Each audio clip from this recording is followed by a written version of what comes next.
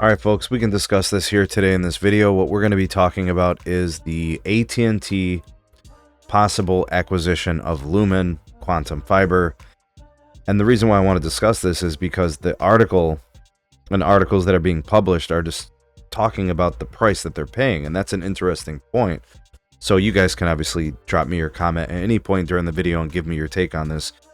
But in terms of the value of the deal, it's rumored or speculated it's going to be at $5.5 billion. They've got, I think, just over 4 million fiber passings for these residential customers.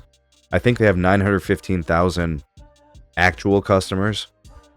That puts the penetration rate in the low 20s, like 20%, 25%, somewhere in there. And I think the ARPU is probably a lot lower than AT&T's fiber, so it makes me think of price increases and some other things. But that's kind of the process here is looking at those numbers. 4 million fiber passings, they're paying $5.5 billion for those. I think what AT&T is looking at is the upside, is maybe we can have a higher penetration rate, get more customers, increase incrementally the service revenues and get more customers and all those types of things. But the value per fiber location at a $5.5 billion valuation would be $1,300 per passing.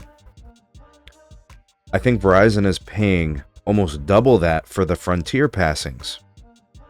I think with Ziply and MetroNet, and we're talking about MetroNet because of T-Mobile, those values are much higher at like $3,800 or $4,700 per passing.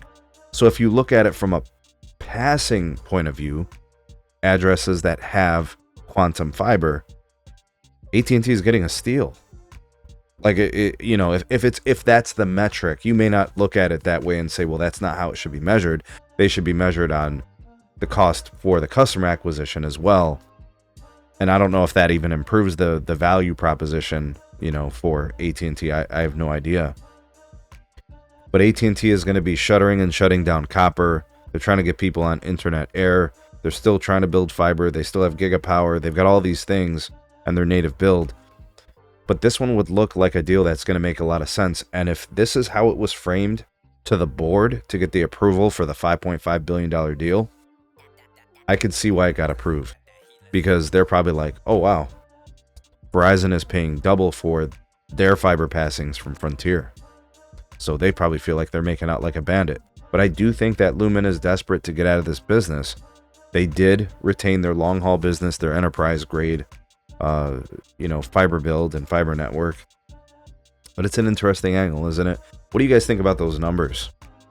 Did AT&T get a good deal? If this is the structure of the deal and the deal happens, is it structured to the advantage of AT&T?